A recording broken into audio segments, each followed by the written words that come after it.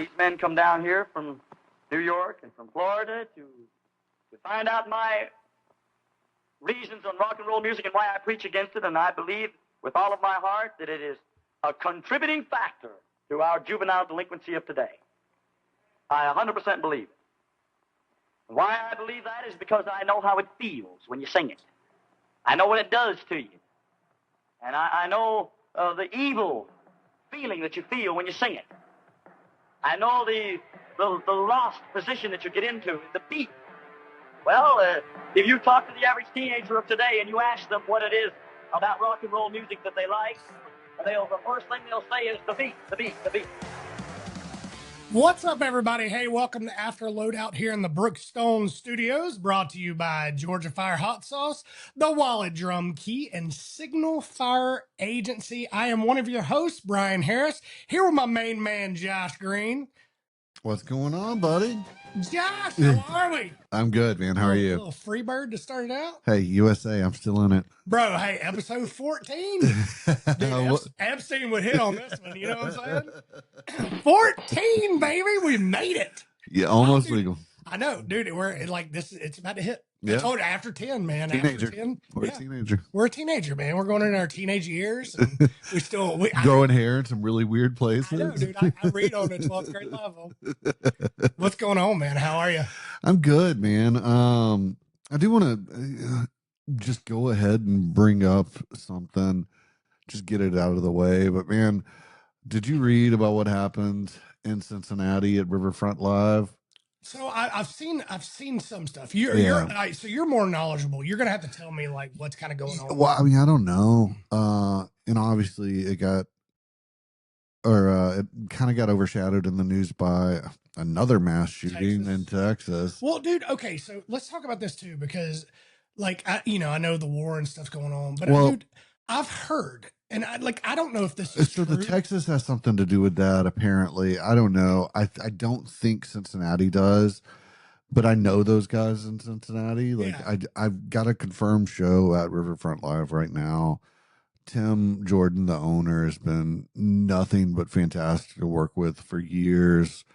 There's some new talent buyers that they didn't want to be named. This wasn't their show, right? But they're in the room now, and I've got a long history with them as well.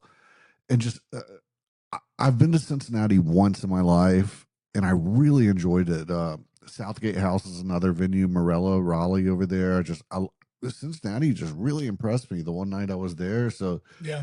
The venues are cool, man. Southgate House is awesome. Riverfront Live's been great. I've never had complaints at Bogart's or any of the venues in Cincinnati, and it just sucks that this happens anywhere, but especially whenever it seems to sting a little more when it's like a quality spot, and it's just like, damn it. Like, well, dude, it's especially when people were just there to have a good time, man. Yeah, and I don't know what it was, some sort of DJ's birthday or something. I don't know if it was a national act or a rented situation. It doesn't matter. It's just such a bummer that happens, and I hope, honestly, thoughts and prayers to him, man. I mean, everybody involved, and because man, also I don't want that to hurt the venue. That's what I'm saying. I hope the staff and everything, hopefully this isn't a blight that just kills their business, and they can pull through, man, because it's a really cool spot. And if you are in Cincinnati, still support them, and we need independent venues. We preach that on here, and always. So that's a bummer. So, and knock it off if you're one of the fucking assholes doing this shit. Dude, I know, man. People I don't know if people are just getting crazier, if it's just I don't know. Or maybe it could be that it's just we see it more. You know what I mean? I remember when I was a kid, you heard about it. Yeah, you know what I mean? But it seems like every day you hear about it. I don't know if it's just because social media is so widespread. Dude, I think that is something. I mean, I think there's definitely an uptick in violence right now. Yeah. But I mean, I know that statistically we're on a downswing, especially because I think the 70s and 80s were super high. Well, yeah, but you that's what I'm saying. But yeah, you didn't hear about it. Well, it's just there was, man, it was probably 15 years ago or so. But the summer was like nothing but news about shark attacks. Yeah. It was like, I mean, the headlines were like, "Oh, this is the summer of the shark attacks." I remember that. Yeah, but then like statistically, it was like one of the lowest years. It was just a few cases made national news, and they ran with it, and it was like people getting their toe bit by a little shark. It wasn't like, Jaws was coming after. But so yeah, I do think the media runs with stuff, and so maybe we are hearing about it more, but the fact that we can hear about it at all is a bad thing. Oh, it's horrible, dude. And and like I know that and we'll not get into like debate of that, but like I think it's just people are just I think if you took every weapon in the world away, man, people are just still crazy, man, and they just do just horrible things, man. I mean, a nut job he's gonna be wacky, right? So if you think this is okay, like you were gonna do something like. Dude, if you're dealing with something where you feel like you go talk to somebody, man. Yeah. Like call us, man. Dude, just talk to somebody, man, because like I'm one of those people that, I bury like stuff down. My girlfriend can tell you that. She's like, you've been through a lot and you don't talk. And I'm like, but like even when I talk about it, buddy? Kind of. Sound like on the couch. Yeah. No, but dude, like truly, man, if you're dealing with stuff out there, man, talk to people, man. Like, dude, for real. Man, and I don't know where this was. It popped up on my Facebook feed, but it was same night coincidentally, and it wasn't this show. Guy in a band was like, and it wasn't anybody I'm friends with. It just kind of popped up like suggested post or whatever. Yeah. He was like, "Hey, we're hiding in the green room. The venue had a DJ come on after our set, and some guy threatened to shoot the club up because the DJ wouldn't play a song, and now he's driving around erratically in the parking lot. But we found like a 9mm bullet where he was standing." Wow. The security did, so they went into complete lockdown. And as far as I know, that it went, nothing happened. But it's like, damn, dude, I want to hear "Party in the USA" as much as the next guy. Just shake it off, dude, yeah. Just, go grab your phone and put it to your ear and listen to "Party in the USA." It's a party in the U.S. But it might be Bubba. Bubba shot the jukebox. Did you know that?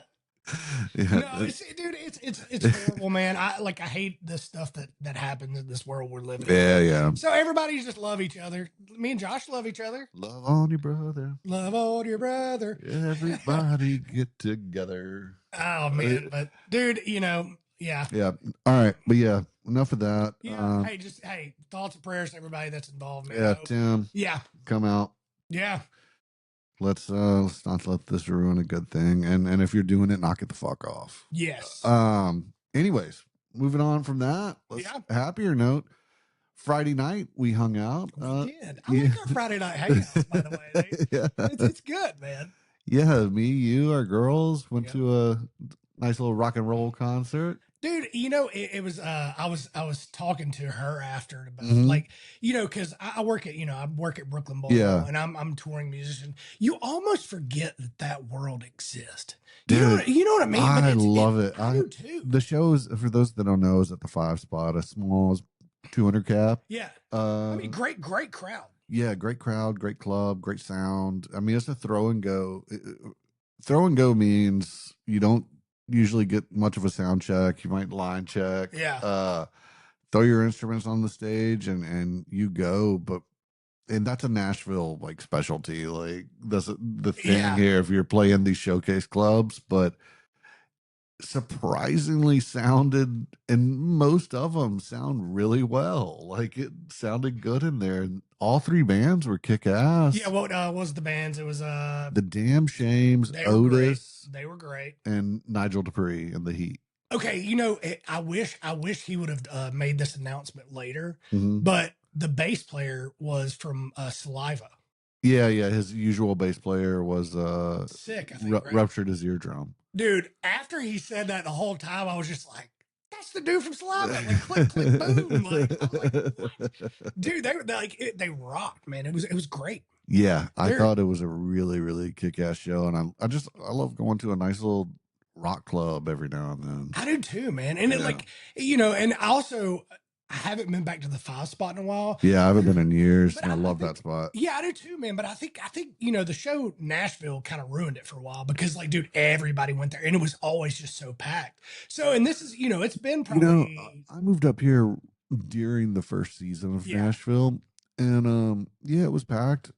I don't know what it was like before, but they always had major crowds for the Motown Monday and all that. That was actually voted, I think, in GQ or something like that as the best Monday night dance. Like it was the top 5. Because we used to go. I remember before the show came on, we would go every night. Motown Mondays, we'd go every night when we first got to town. And it was like $3 to get in. Yeah. And I remember they raised it to $10. We were like, what are they doing? Dude, they had, and I don't know where they do it now or if they do it. I think they might do it quarterly at like Exit In or Basement East, but they used to have the Boom Bap Party, which was like old school hip hop, actually spinning and scratching vinyl records. Really? Yeah. And they'd have guest DJs. And it was like named like old school DJs. Yeah. And they had that. Then they had like a soul thing. And I remember going one time for an 80s night, but it wasn't corny. Like it was super fun and killer. And everybody dancing to, a pat, jump on it. No, dude, I mean, shout out to the Five Spot. That legendary. Skill. Legendary. Dude, but yeah, no, those bands killed it, man. It was great to it was rock and roll, man. Dude, it rock was. And roll's back. Yeah, I mean, I think so. And that it makes me excited. I know, man. Jesse James Dupree from Jackal was there. Yeah. That's his son, but I'd never met. Nigel's his son, right? Yeah. Yeah. And I talked to Jesse not too long ago. We had a meeting over Zoom, but I hadn't met him in person, so I thought that was cool. And they were my second concert.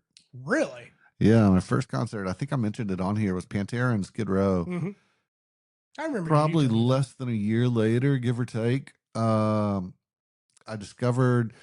So I wasn't necessarily a latchkey kid, but I came home from school. The bus dropped me off about 45 minutes before my dad would get home from work. So we lived in this apartment complex. I would ride my bike up to the front of the complex and where the bus picked us up and chain my bike to a fence. And then when the bus dropped me off, I'd unlock my bike and ride. I mean, it was a good little ride, giant complex. Mm-hmm. Ride, had the key on the weird bungee cord thing and let myself in the house. And my dad would be like, all right, sit down and just watch TV for 30 minutes or whatever, and I'll be home. Then you can go outside and play and do whatever. So I would always put it on music videos, and I saw a video for Aerosmith and became obsessed with Aerosmith. What was the it was they did it was for a greatest hits album or something, but they redid Sweet Emotion in the late 80s, early 90s and put out a music video for it. Yeah. And so it was that. And so I became obsessed with Aerosmith. Had just gone to my first concert, and then my dad's reading Creative Loafing, which is like Atlanta version of the Nashville scene, mm-hmm. and been around forever.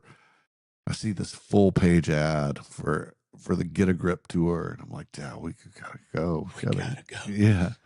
My uncle ended up being local crew, gets us in, walks us through backstage, and Jackal's the support act. He was out for like 2 years with him. So I'm like, oh, fuck yeah. Like, I'm a lumberjack, baby. Did you tell him that when you talked to him? Yeah, I did. He was like, and that's when he told me, he was like, yeah, we were out for 2 years with those guys. Yeah. Like, that's awesome. I remember you were last time I was here, I think you were showing me that. You were like, I got to talk to him or whatever. I thought you started another podcast. I was like, what? Like, we're starting another podcast here? No, we were just talking about some stuff. Hopefully we can get him on one time, man. That'd be great. Yeah, that'd be sick because he's really interesting. And I was talking to Nigel about it. Jackal was a big band, mm-hmm. but we're not talking U2 or something. It's not like asking Bono to come on. Like, he's an approachable person. but he's got his hands in like so much stuff, and it's just to understand the industry with the way he does. Like he's got television shows, stuff that you don't know he's touching, Right. and he's like still very active. And that kind of entrepreneurship is probably what made the band successful. Yeah. Yeah. I mean, it's like, I'm sure not on the same level, but it's like you talk like, like Kiss, like Gene Simmons, dude. That dude has, his hands in everything. Oh, dude, yeah. And he, if he can squeeze a quarter out of it, he's gonna get 50 cents. Oh, absolutely. But no, man, meeting Nigel was cool. Like he came up and talked to us, like both of us. Yeah, he didn't know me, but but dude, such a nice guy. And then just went and rock faces, man. Like he really did kick ass. We hung out for a long time afterwards. You and Catherine went home. Summer went home. We went to Duke's, grabbed a sandwich. Best deli sandwich in Nashville, by the way. It's a bar that's got a deli inside of it. I got one. Have you been to Little Hats? Yes. All right. Do you think it's better than Little Hats? That's the Italian market, right? Yes. Bro, they have a chicken parm there that is fantastic. It's different, man. I don't really consider that like a deli sandwich. You don't think so? I mean, that's not like a deli sandwich. That's like just cold cuts and stuff like that. Ooh.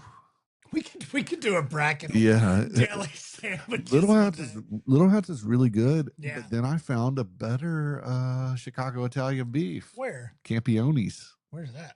There's one in Gallatin and one in Mount Juliet. But Where? yeah, Little Hats is amazing. Yeah. Mitchell's in East Nashville is really good. Yeah, Catherine lives over there. That's a pretty good spot. Yeah, but yeah, we went to Duke's. Then we went to Low Bar for a minute. Oh, I hadn't been to Low Bar in a while.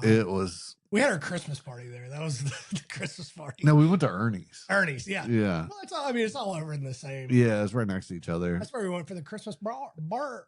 Yeah. Ugly Christmas sweater bar crawl. We got to come up with a better name because that is so hard. And then we all went to Music City. Nice. Over behind Scoreboard. Oh, yeah. Dude, you love Scoreboard. Well, hey, it wasn't my idea. It was actually Aaron from Hippies and Cowboys. Nice. Yeah, he was like, Monk owns it. Let's go there. I'm like, let's go there. Let's do it. Yeah. I love when people are like, oh, I know this guy that owns a bar. I'm like, we should go there. Got home about 5 a.m. Oh, yeah. Summer's like up, like ordered McDonald's. Dude, I like, man, if I'm not in bed by 2 at the latest, I'm like, turn into a pumpkin. Yeah, dude, I do. I'm like, I gotta go home. I'm too old for this. Man, I'd say every now and then, like, I just get one of those wild nights where I'm back in my 20s. I know, but it hurts. Like, dude, it hurts a lot worse these days.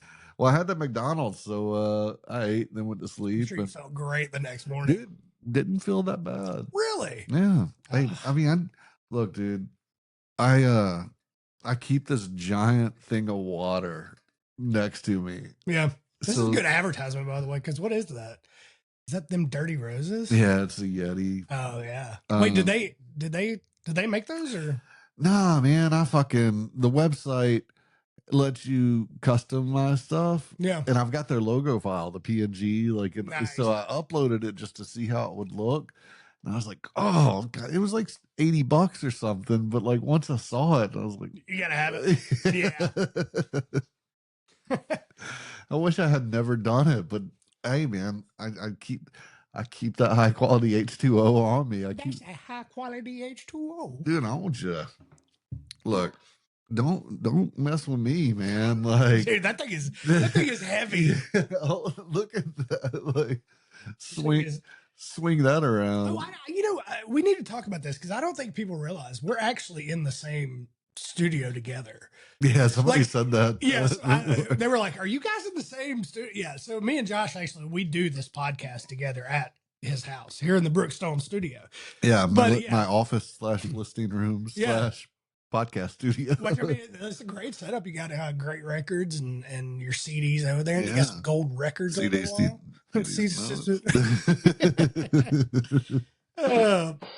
But I know this is going to sound sad, but I'm not going to be here this Friday. So no Friday hangout. Oh, damn. I know. What's going on? I'm heading to, going to see my brother. I'm going to take my mom I leave Wednesday. Today is Monday. So I'm leaving Wednesday. I'm going to grab my mom and we're going down to Jacksonville. It's grandparents' weekend. Oh. Yeah. So I'm going down until Sunday. So no hanging out this Friday. Well, since we're putting in time off requests from our friendship. I'm sorry, man. But hey, we'll reconvene. I would like to request the end of May off. I'm going to go to Gulf Coast Jam down in Panama City. Word? Yeah, I think so. Okay. Maybe I'll just go with you. Hopefully, dude, I know I want to do these at I know we've talked about doing some festivals and stuff. We need to do some festivals and dude, have you seen the lineup? Rindy, the producer of the festivals, like put together a killer damn lineup. Thursday for Gulf Coast. Yeah, he's always got a good Gulf Coast Jam. He's always got a killer one. God, who is Thursday? Keith Urban, I'm pretty sure. I'm going off from memory here, guys. Keith Urban, Treaty Oak Revival, and I think Gannon Freeman opens it. Wyatt Flores. Oh, yeah. And I'm pretty sure. Then Friday is Chris Stapleton, I think Brent Cobb. Honestly, I can't remember who else on Friday. Saturday, I won't be there. I'll be in Tampa with Kid Rock.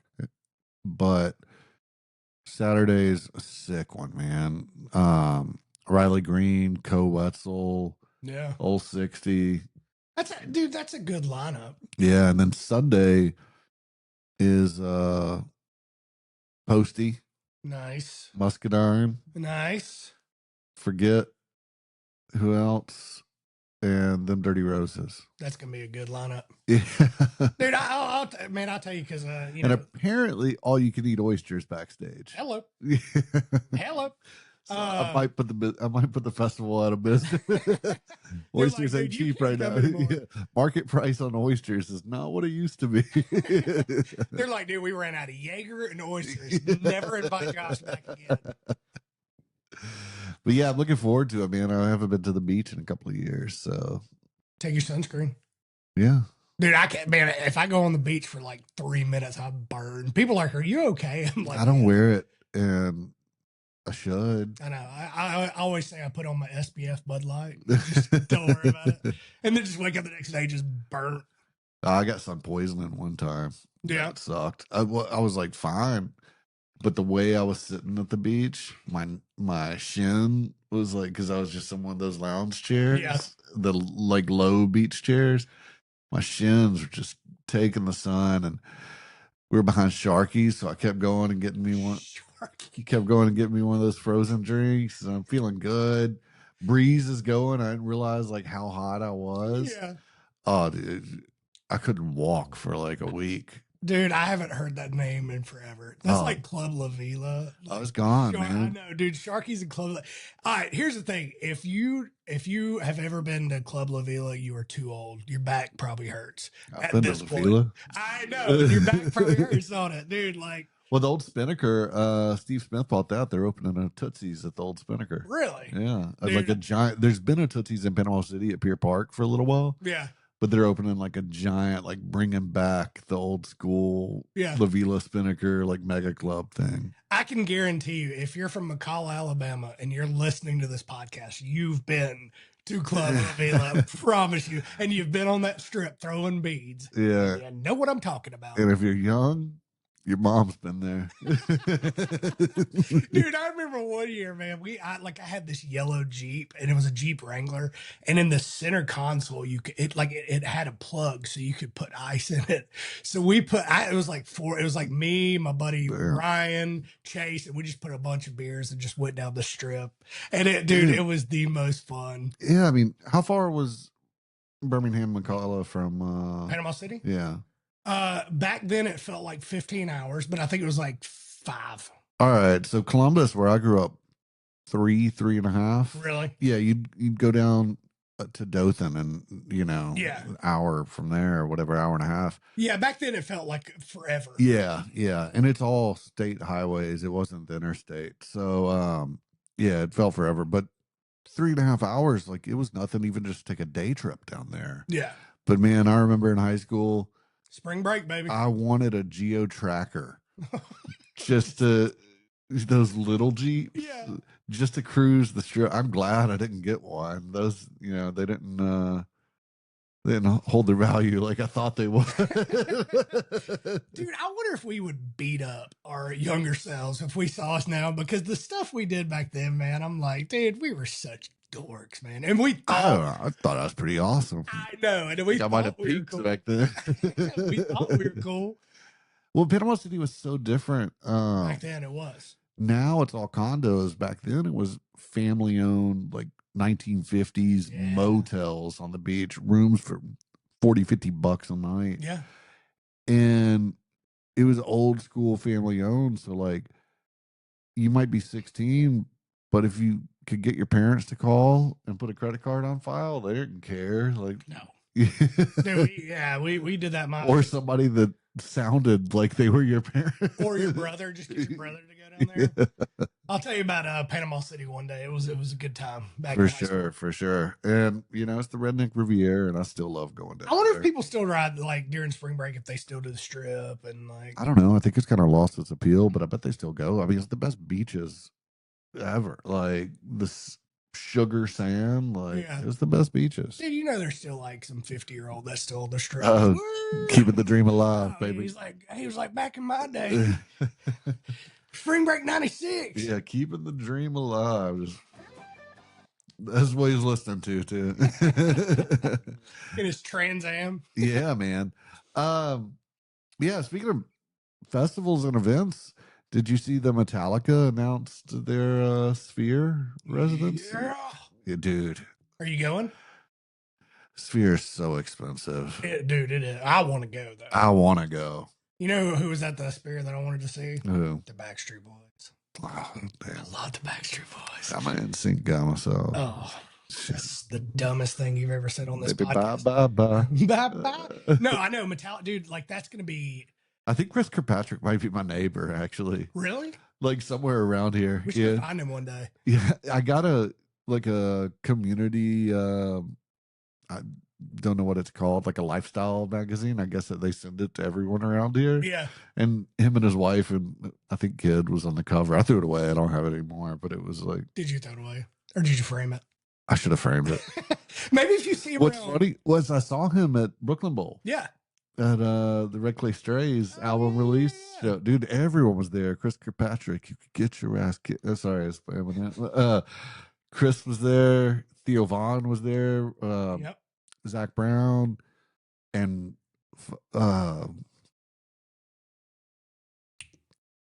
Brock Lesnar. I couldn't think of his name. Yes. God, he's massive. Yeah. Okay, so I've seen like two wrestlers at Brooklyn Bowl. I saw Mick Foley one time. Oh, shit. And Brock Lesnar. And dude, you talk about a scary person. Yeah. Like I know we always joke about like the 100 gorillas versus like Brock Lesnar is that big. Dude, he's a freak of a human. And he's scary. Yeah. But everybody said he was really, really nice. He's I mean, dude, there's been like George Kittle there. Like Brooklyn Bowl has a lot. Yeah, I mean, Taylor was there. Yeah, I was there that night. Everybody's like, "Are you going in?" I was like, dude, I want to interview on the podcast Taylor Swift. Me too. The guy that tattooed the sword on Brock Lesnar's chest. Yeah. Yeah. Because it's not a sword. I know what you look at that, so this is easily the toughest man on the planet. Yeah. To have the balls to draw a penis. We're gonna say penis. Dude, but like he's gotta be. Dude, I mean, but think about this. Like, that's how scary of a person you are that none of your friends were like, hey, this is not a cool idea. Oh, no, because he's gonna ground and pound you like, oh, fuck, penis dude all over you. Just beat you down. Like, yeah, dude. Look at the penis. Hey, it's a terrible tattoo unless he listens to this podcast, and it's fantastic. So yeah. Please don't hurt me. Yeah. But no, I saw Metallica twice this year. Really? Yeah. Well, they did the Thursday, Saturday, no repeat 2-day show at Nissan here. Yeah. Yeah. Man, I wrecked my car in high school listening to Fuel. Give me fuel, give me fire, give me that. And, I mean, I hit the aim. Boo. Both nights were amazing. I was in the pit for the first night, and then I got some comp lower bowl tickets for the second night. And how did you get comp tickets? I asked for them. Did you hit up James Hetfield? Hey man, can I come? No, but I mean, I probably could have hit up Rob. I don't know him personally, but he's Taos Pueblo descendant. And my buddy Mozart did his video. Mozart Gabriel, shout out Mozart, and and Mozart was who I did the him and Jer Anderson from Native Guitars Tour did this Americana Fest party a couple of years ago called Voices of Native Americana. But Robert gave him like VIP passes. Nice. But just like Ticketmaster hookup. Had some comps and got that. But either way, both shows were amazing. I don't think I'd be able to pull any favors at the Sphere if that's what you're asking. Dang it. That's what I was trying to see if we knew James Hetfield. No, I need to, dude. My girlfriend wants to go see some show. I think it's Hillary Duff. Mm-hmm. Didn't she just put it out an album? And I don't know. You do know. Hillary, I think it's Hillary Duff, and I'm trying to find some tickets to that. So if anybody's listening, it's Ascend. She's playing at Ascend Amphitheater. Do you know anybody at Ascend Amphitheater? I mean, it's Live Nation. Yeah. So I mean, you work for Live Nation. That's true. Yeah. Hey, Live Nation, I need tickets, dude. I mean, they're expensive, and she's excited. Damn. Yeah. But yeah, definitely want to go to that. And Louder Than Life announced that. Speaking of rock is back, dude. Louder Than Life lineup is stacked, like 3-4 generations worth of every rock band you could think of. God, who were the headliners? It's like Iron Maiden, My Chemical Romance, Limp Bizkit, Tool, and Tool's supposed to be doing a residency next year at the Sphere. So really, yeah, that would be, man. I will tell you this, man. My Chemical Romance. I know they were massive and stuff like, but I still think they were very underrated for what they are fantastic. They're like out of that genre of music, that kind of like pop emo, whatever you want to call it. That was, dude. Like I like. The only thing I could compare, like theatrics wise, is like Queen. If you ever like watched, I've never really listened to them like that, so I need to check it out. Stuff is, I mean, fantastic. Like they're one of those bands that you're like, I don't know any of their stuff, and then like 5 or 6 songs, you're like, well, I know like Helena when that first came out, it's so. But I would say like they just. I mean, I know they were massive, but I still think they were just a little underrated for what they were, because they're fantastic. Yeah. I never got to see them, but like, well, dude, I don't know when it is. Look it up real quick. Maybe we can go. That's what I'm saying, man. Danny Wimmer presents all in September. Wait, September what? 17th through That's my 20th. birthday, Josh. You can take me for my birthday.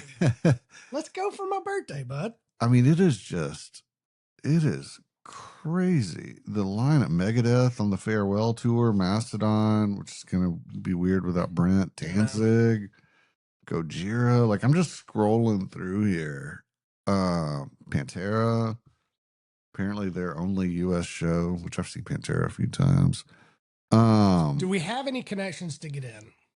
I could, yeah. Okay, we're going. We're gonna do it. We're gonna do like interviews. Under Oath, Suicidal Tendency. Play Under Oath? Yeah. You ever seen Under Oath live?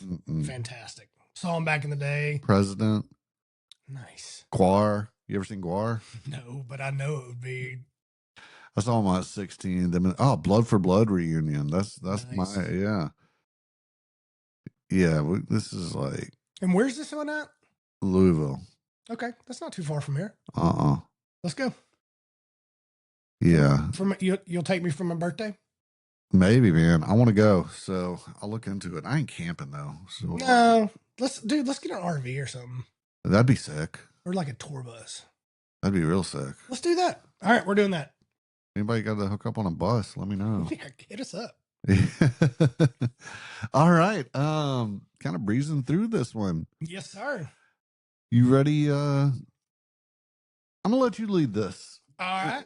interview. Go ahead and you want to talk about who we're bringing on? Absolutely, man. So so we're gonna bring on Sterling Elza. He's based out of, I think, Texas. I forget exactly where in Texas. Yeah, Man, he's a Texas guy. yeah, I will say, man, like Texas is kind of having a movement right now, man. And Texas has been having a movement, but I would say his music past 8 to 10 years is like this cross Canadian resurgence with Co Wetzel, just the rock. It's like country grunge almost. yeah, and like the Treaty Oak revival. Yeah. Like, kind of that like Giovanni and the Hired Guns, Co, Treaty Oak. I mean, there's a bunch of them. Yeah. Tanner Ustry, he's not quite as rock, but or not as heavy. I'd say he's a little more soulful, bluesy, but yeah, still that rock leaning country stuff. absolutely. And he's got a new album. He's actually playing Whiskey Jam tonight, and we'll talk to him about that. So Yeah. well, cool. dude, let's bring him on. Sounds good. Yes, sir. All right, everybody, we got Sterling Elza. Man, how are you doing, man? You're in Nashville right now, right? Yeah, man, we popped in for the week. We're about to get everything going. So yeah, man, thank y'all for having me. How are y'all doing? Dude, doing good, man. Doing well. Yeah, so we were just saying you're playing Whiskey Jam tonight. Yeah, yep. Dude, it is a stacked fucking bill too. Yeah, man, they let me pick it, so I went heavy with it. So I'm gonna be there, man. Yeah, we're both coming out tonight, man. Yeah, cool. Okay, yeah, check sweet. you out, Cole, KG. Everyone's talking about KG and the Bad Habits right now, so that'll be sick. Dude. And then Lacade's awesome. So yeah, it's a stacked bill, man. It's gonna be packed in there. I'm pumped, yeah. And usually Whiskey Jam's always fun. But it's always a bunch of people you've never met before, and so I can't imagine how fun tonight's gonna be. So this one seems it makes sense that you programmed it because it seems like way more organized, like fits together better than just some random 5 people, which Ward's good at that anyways, but it you could tell there's thought put into the lineup. Yeah, no, I definitely took a while to put that group together, and of course half of my homies that I wanted to hop on there with us are on the road this week or got something going on. But yeah. Well, if you need a '90s country DJ tonight, you just let me know. I got you on that. But yeah. Perfect. So yeah, man. So yeah, tell us a little bit. You got a new album coming out. Tell us when it comes out, and like tell us a little bit how many songs on it. Yeah, man. March 5th.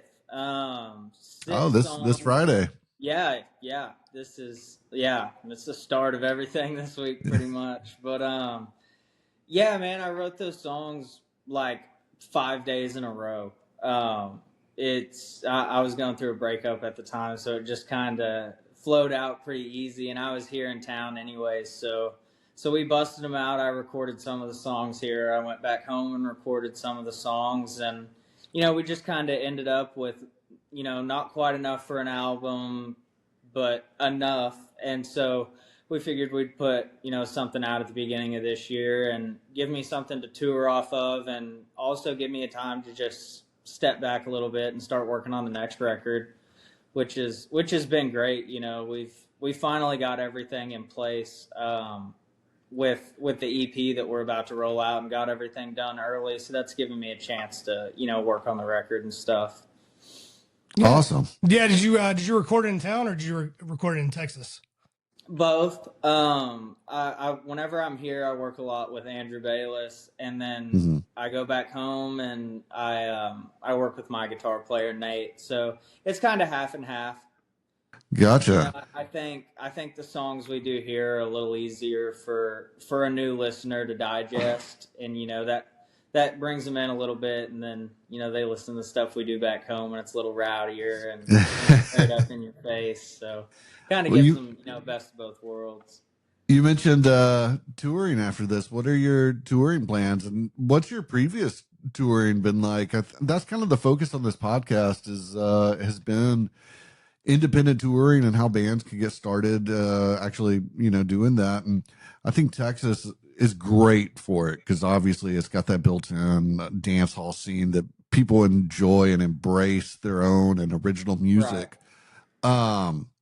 But besides that, have you gone out and have you toured previously, or is this the first real run you're planning? Yeah, no, man, we've been on the road for last 3.5 years. All right. We've been, that was kind of ground zero for us, was go out there and get on the road, and then you kind of, I feel like you're allowed to start doing everything after that. But Yeah, yeah. I don't know. That's just, it's Texas is different there because it's just so much more, touring centered. You Hmm. put the music out so that you can go tour and play shows, and I was just talking about this earlier, but Texas is so special because you don't really have to leave. You Yeah. Yeah. can you can make your money staying in Texas and not leaving. Now, granted, that was our original plan, I think, because I don't think we really thought we could do any more than that. But the second we realized we could, we got after it. But yeah, man, we hit pretty much everywhere last year. We did East Coast run and then headline run up to the Midwest, and then we did the West Coast with Giovanni and the Hired Guns. I And know those then yeah, guys. yeah, man, they're great. I love those guys. So, Yeah. and then we ended up putting a song out with them last year as well, right at the end. So, we were planning to put this EP out last year, right at the end of the year, because we've had it all done, but we decided to hold off, and that's how the Geo song came about. I was like, well, we got to do something. We've been pretty quiet, so we threw that one out there for everybody right before the year was over. But yeah, man, March we've got Texas headline stuff going. April we're running out to the East Coast with Dexter and the Moon Rocks, and then May we're doing a bunch of co-headline stuff with Cole Barnhill. So, Oh, and then very that kind cool. of puts us into festival season. So. Nice. Yeah, I know. I know you love like touring Texas and stuff like that. What's another really good place you like to tour? Like you're looking forward to, or like one of your favorite places? Man, East Coast is always great. And that kind of surprised me. But the first time we went out there for a headline show was a co-headline show with Cole Barnhill, actually. And Nice. I think we sold like 450 tickets that night. And we were like, shit, we need to come back out here more often. So, Where was that at? that was in Winchester, Virginia, in this Oh, old. yeah, the Bright Box Theater or whatever. I don't know. It was some old bank. I don't know what it was, but it was awesome. We Yeah, had a Winchester's blast. a cool town. They've got a company there that like helps is real the owner of the company, the CEO is like a huge music guy. And Really? yeah, Monoflow is the name of the company, but he like when he sees shows coming to town, he really pushes for his employees and like gives them time off to like go do this. And they sponsor a lot of acts too. Like they're one of the big sponsors that put Red Clay Strays in a bus, and Oh, Taylor cool. Honeycutt, they bought her Sprinter, and they like Yeah. I went to Chicago and met with those guys, and they're just super good supporters of like good music, and have Yeah. turned this town into a little like hidden gem almost that's like 50 miles from DC. Nice. Right, dude. Yeah, and after that show, we had to go up to New York that next week, so we went to DC for the night, and we did like a tour of the monuments and stuff. So Yeah. yeah, no, Yeah, we had a New blast. York's a little different from Texas, huh? Yeah, just a little bit. So yeah, man, I'd always ask singer songwriters this because I always think it's interesting. For you, what comes first? Is it the melody, or is it like the music? Yeah, I'm a melody guy for Yeah. sure. I would rather it sound cool and say nothing than say a whole bunch and sound not cool. So Well, man, I'm curious. How'd you get started? Let's start it from the beginning. Like, you pick up a guitar, you start writing some songs. Then, how did you develop the business to where it is today? yeah, man. So I was living in Florida, playing tennis. That was my thing growing up, and COVID happened, and I moved back home, and I had started playing guitar just a little bit, and was listening to Hmm. the Texas scene a little, and all I could really do was annoy people on Instagram DMs and just try to make as many friends as I could, and whenever stuff picked back up a little bit, I was just selling merch whenever I could, and then I started playing, and those same guys kind of threw me some opening spots here and there, and I think. What guys were that? Just curious. Man, really the guy that kind of got me my first, first run and first time in the studio was a guy named Palmer Anthony. He, I opened a lot of shows for him. Our first full band show was opening for him. So I played a lot with that guy. He gave me a lot of chances and let me skip some steps for sure. But man, him, Cody West, Dylan Wheeler, I mean, Austin Meade, all the Texas guys have really been pretty cool to us. Hell yeah. I know all of those guys. Yeah. They're all super awesome. Cody's really, like, I know him the best. He's super cool and a hell of a writer and singer. Guitar player and man, everything else. He's just good. Yeah, man. So after COVID, you'd been hitting them up and then just kind of hit the Texas scene with them and then started branching out.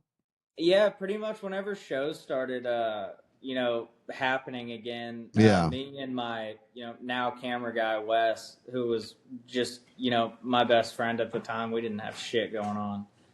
But he lived in Arkansas. I lived in Amarillo, Texas. And we just, drive 8 hours, meet somewhere in the middle and go to a show, hang out, and just kind of show face. And that just made it a lot easier to kind of, oh, hey, remember me? I need some help. Yeah. Man, building relationships is what it's all about.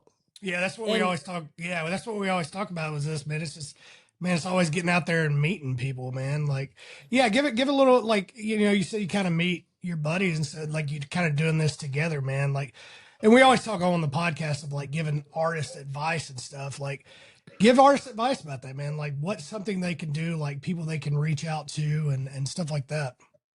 Yeah, man. I think like the cool thing about social media these days, you can reach out to anybody and they might respond, but my thing that I tried to do. See, I get left on red. Man, so do I.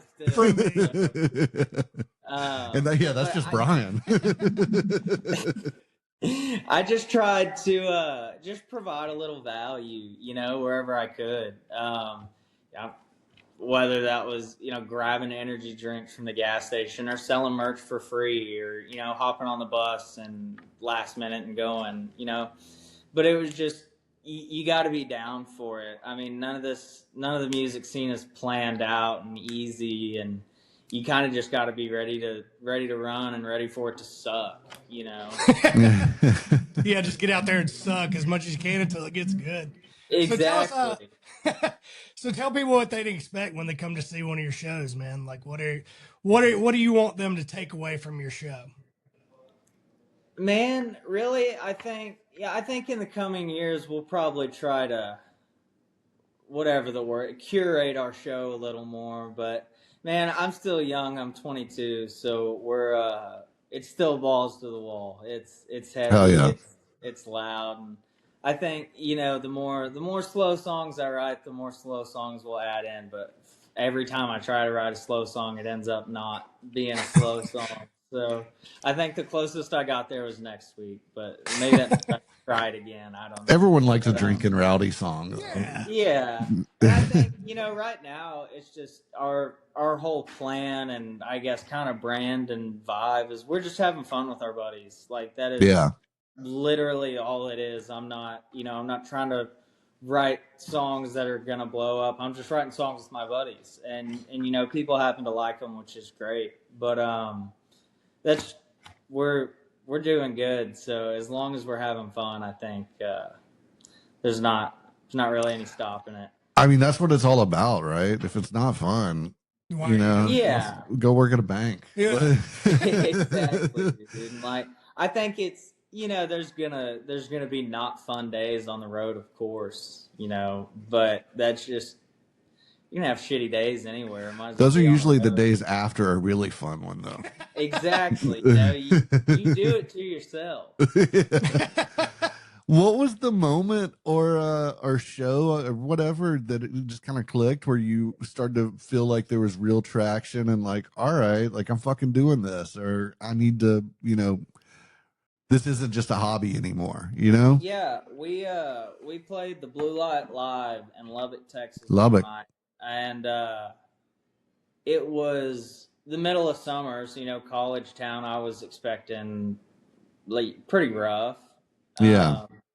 And we almost sold it out. We didn't, but we almost did. And I was just like, man, That's a sellout. That's a sellout. yeah. People I bought was tickets and like, didn't come. yeah.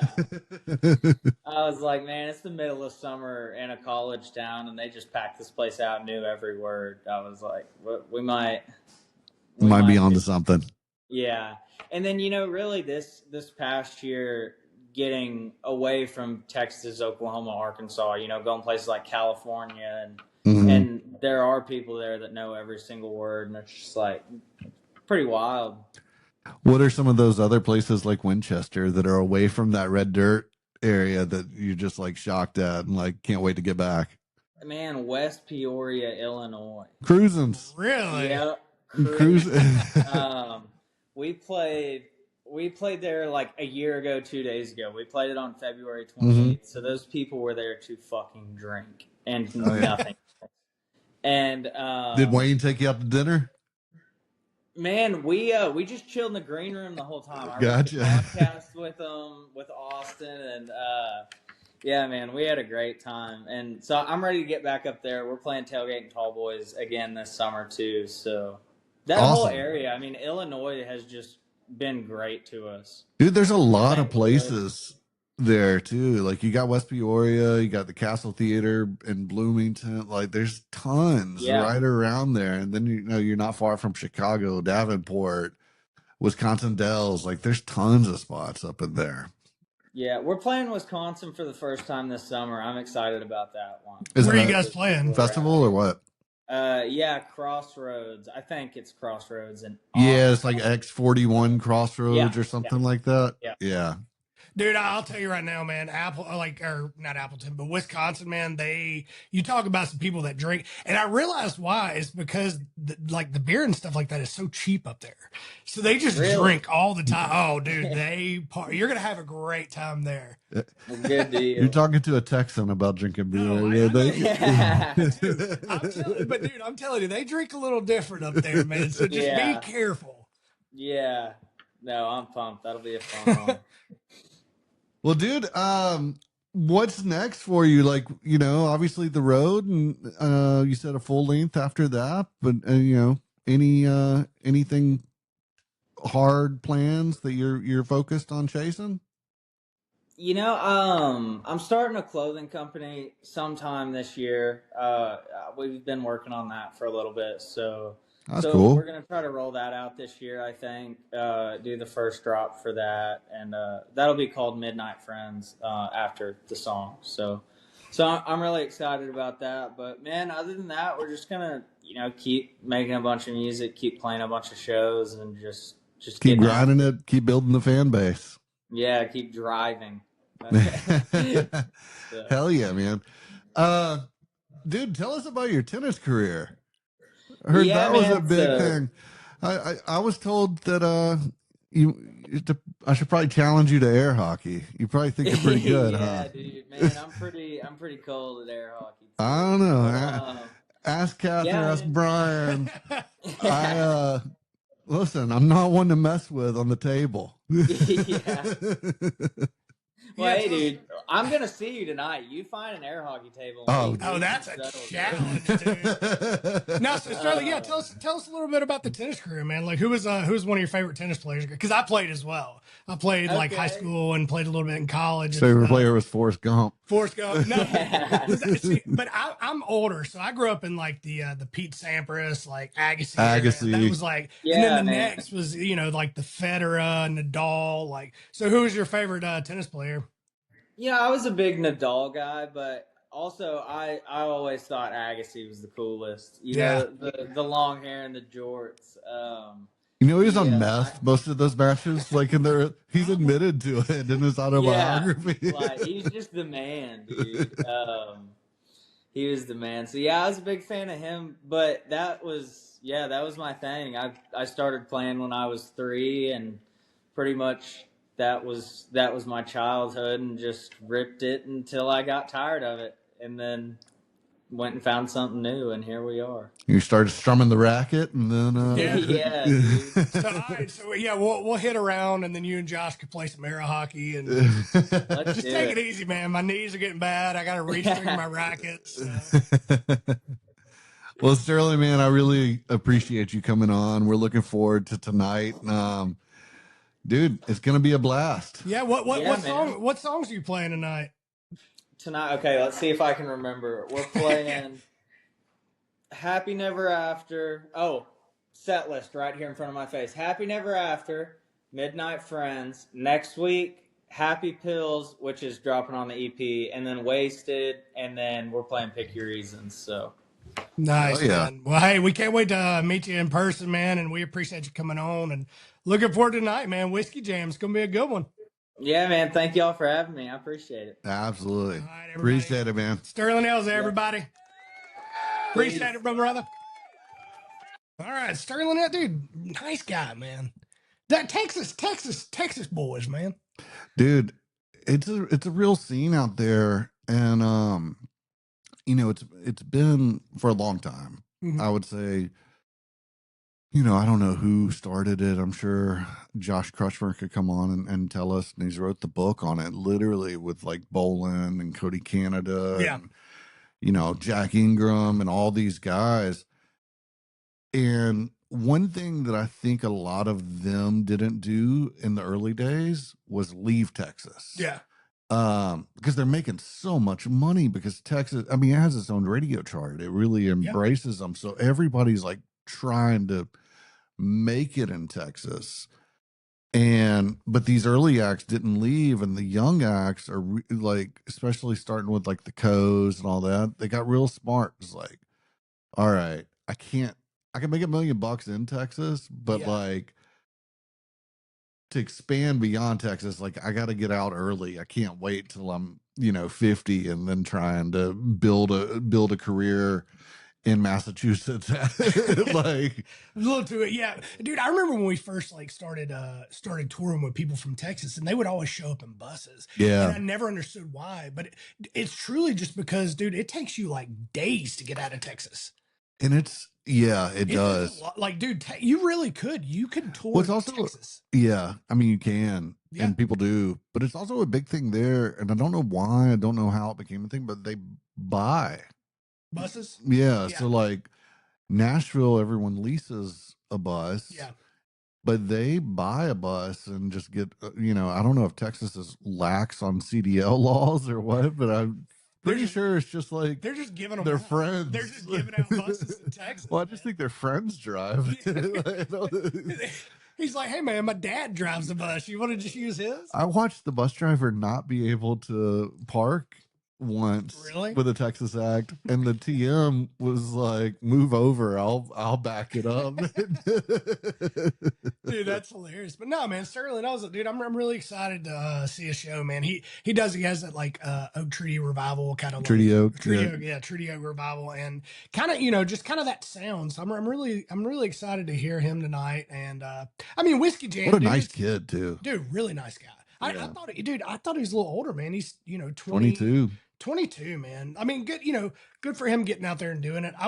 Speaking of like young kids, man, I was at Brooklyn Bowl last night. Have you heard of the the runner or after rounds or something like that? It's like a TV show, and these kids, like, dude, their drummer was nasty. Really? Yeah, it was. Man, I can't remember the name of the freaking band that was there last night, but dude, they were young kids, and just, dude, I think young kids are just starting to tour and just play music again, which is great, man. Well, it's the ones that figure it out, and he's like, yeah, I realized build relationships and DM people, make friends. Yeah, I mean, dude, and he wasn't talking about making friends with fucking Post Malone, but it was the people at the next level that he liked that were touring, making a living at it, and was like, hey, show him the ropes. Now he's 22 and doing it. And I think that's like what people need to focus on, and because he's going to be somebody, and another 22-year-old's going to be somebody. It's like, it's the ecosystem of it all and the you know, the cycle. We need these young guys doing it right. Well, I like what he said is like reaching out, because I think that's the thing, man. Like if you see, like, say, okay, this is a good example. If you live in a city and there's a smaller venue and it's a band that you're or that you follow and stuff like that, Mhm. and they're coming there, man, hit up the promoter, hit up that band, be like, hey, you gotta, is anybody opening up the show? Yeah. Like, you know what I mean? But I think it's great, man. Reach out to these people, and I think it's just, you know, sometimes you just gotta.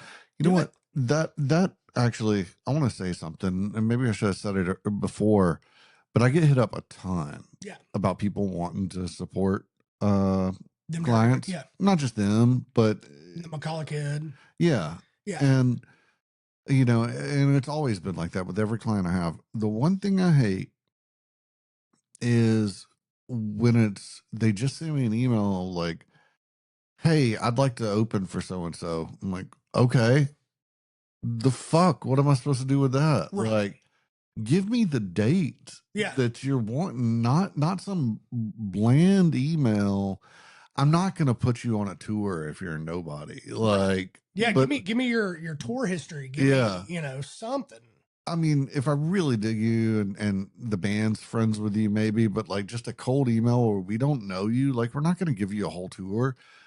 But if we're playing, you know, freaking, I don't know, Wichita and don't have support, Yeah, and you're from the Wichita area and you're worth 30 tickets, let me know. Don't tell me 300. Tell me you're worth 30. Be honest. Yeah. Also, I think if they Venmo you, you know, Yeah. $1,000, just put it on, dude. You know? Yeah, you could play the next date too. It's at Josh effing Green. But no, man, Sterling Elza, you know, his new album comes out March 5th, which is this Friday, right? Yeah, this Friday, which will be out by the time you hear this, unless you sign up for the Patreon at patreon.com/afterloadout. Bag of Bones is coming out March 5th, this Friday. So everybody go listen to it, man. Support him. I like, nice guy. Can't wait to see him tonight. Yeah.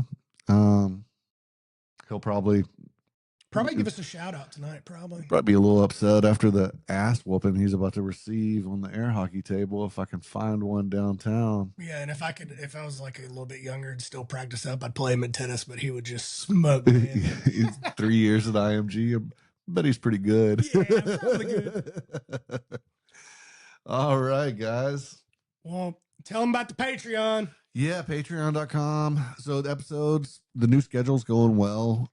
New episodes come out on Monday at 7 Central. They hit the Patreon at 11 in the morning Central every Thursday. So you get, you know, good 4 or 5 days early video with the Patreon. Patreon.com/afterloadout. We'll dive into the brackets next week. So you got time to still get your submissions. Bracket.afterloadout.com. Got everything you can want at afterloadout.com. Afterloadout.com. Well, hey guys, thank you so much for tuning in to After Loadout for episode 14 here in the Brookstone Studios, brought to you by the Wallet Drum Keys, Signal Fire Agency, and Georgia Fire Hot Sauce. We will see you next week. You better count your money. You better count your money.